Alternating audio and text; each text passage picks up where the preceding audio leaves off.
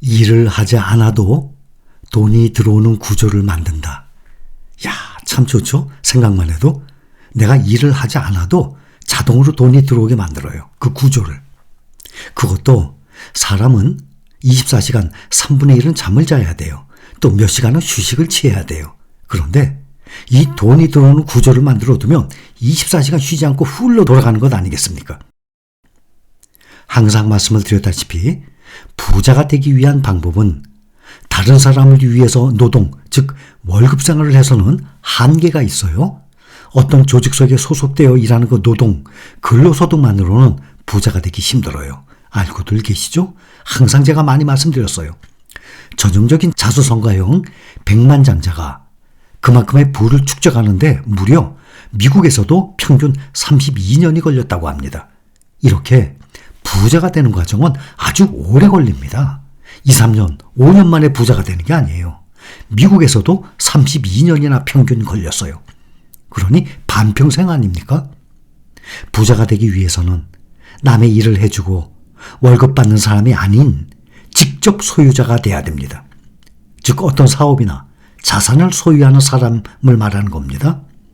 그런데 이제는 대부분의 사람들이 그것을 알고 있고 실행을 하고 싶어도, 내 사업을 하고 싶어도, 요즘에 웬만한 자영업을 한다고 해도 억대 자금이죠. 5천만 원, 6천만 원 가지고 아마 못할걸요. 이 점포 없는 보증금만 해도 정말 뭐 억대 아니겠습니까?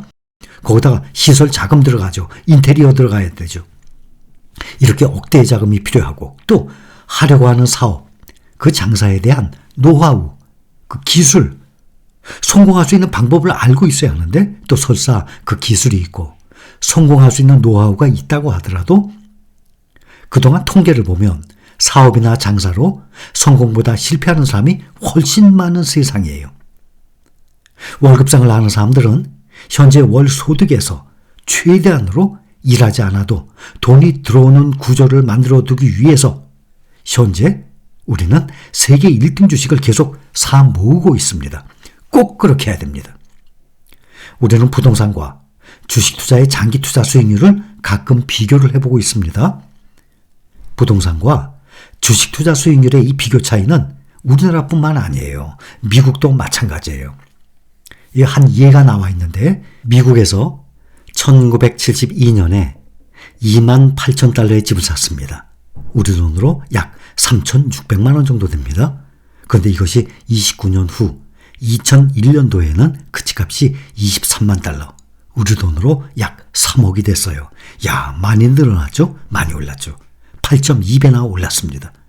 29년 동안 약 8.2배가 올랐습니다. 그 집이.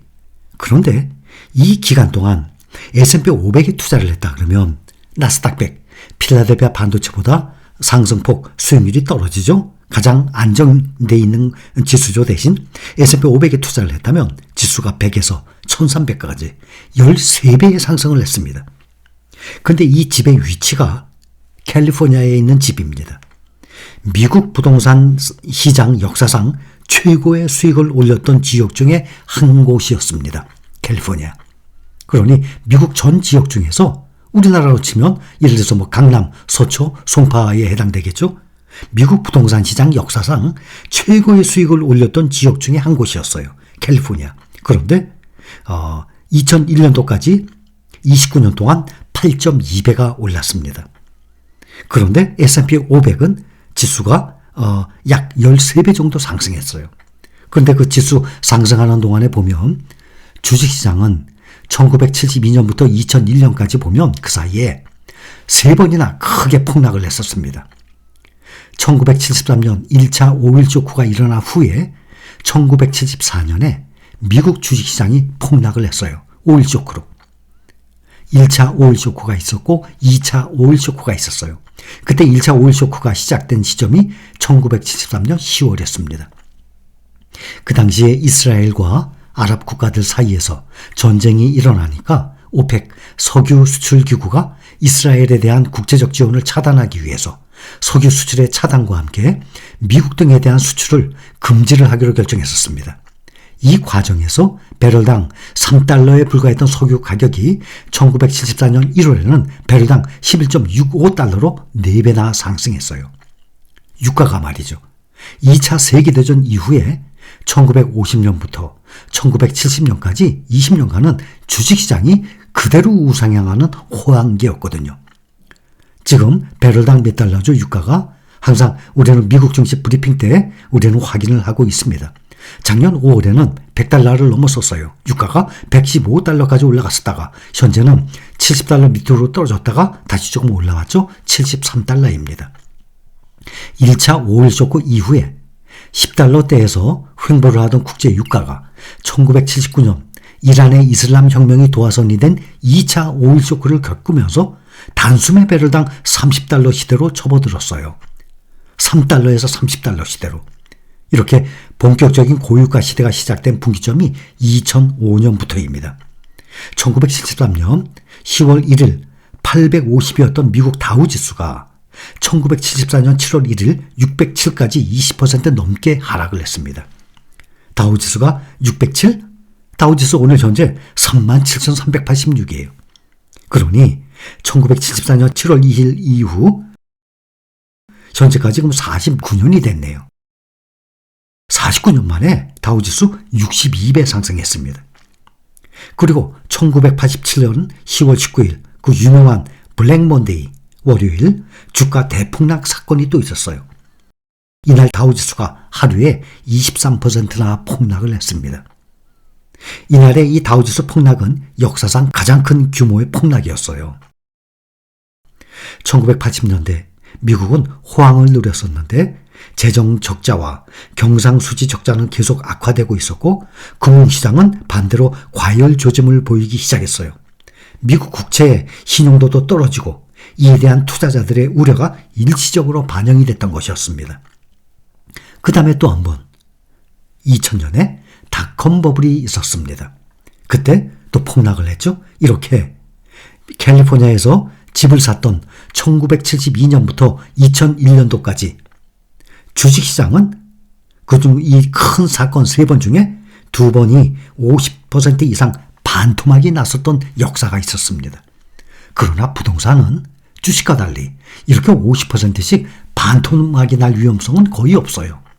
그래서 사람들이 주식보다 부동산이 안전하다고 생각하는 것입니다. 주가의 등락 매일매일 오르내리죠. 부동산은 그렇지 않잖아요. 그래서 주식 투자보다 부동산 투자를 사람들은 더 쉽게 생각합니다. 그리고 5년, 10년, 20년 오랫동안 장기 보유, 장기 투자를 주식보다 부동산을 더 쉽게 생각합니다. 최근 10년간의 미국 주식시장의 대표적인 ETF, 우리가 투자 중이죠. 10년간의 수익률을 보면 SPY 182%, QQQ 418%, SOXS 755%. 이 세 가지의 ETF를 33%씩 33.3, 33.3 이렇게 세 가지를 그대로 비율로 투자를 한다 그러면 평균 452% 나와요. 그러면 10년 동안에 5.5배 상승입니다. 그런데 제가 말씀을 드렸듯이 33%씩이 아니라 S&P 500이 수익률이 좀 떨어지니까 안정된 대신 한 20%, 그 다음에 QQQ와 SOXS의 40%씩, 아니면 나스닥과 필라델피아 반도체의 35%씩, 그렇죠? 그 다음에 SPY는 30% 비중을 조금 줄이게 되면 수익률이 더 올라가게 되죠. 근데 똑같이 33%씩 10년 동안 투자한 걸로 보니까 5.5배가 상승했어요. 그런데 서울과 수도권의 부동산 상승률을 비교해보면 부동산 평균 2배 올랐어요. 지역에 따라 다르죠? 더 오른 데 있을 수도 있어요. 수도권의 연평균 수익률을 보면 약 5% 정도 나와요. 5%. 그러면 S&P 500의 반밖에 안 돼요.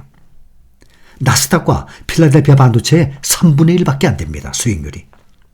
가장 비싼 땅값, 가장 비싼 아파트, 부동산 어디예요? 서울 강남구.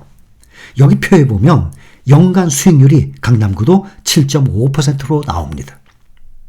나스닥 100과 필라델피아 반도체 지수의 반밖에 안 되는 거예요. 그런데 강남을 기준으로 합니까? 서울 수도권을 기준으로만 해도 수익률이 연평균 5% 나와요. 그렇다면 우리가 지금 하고 있는 이 주식에 투자를 하게 되면 서울과 수도권에 투자하는 이 부동산의 수익률의 2배, 3배의 수익률을 볼 수 있다는 거예요. 근데 문제는 1972년과 2001년 사이에 나왔던 1차 5.1 쇼크 있었죠. 블랙 먼데이 사건이 있었죠. 닷컴 버블 있었죠. 2008년도 금융위기 있었죠.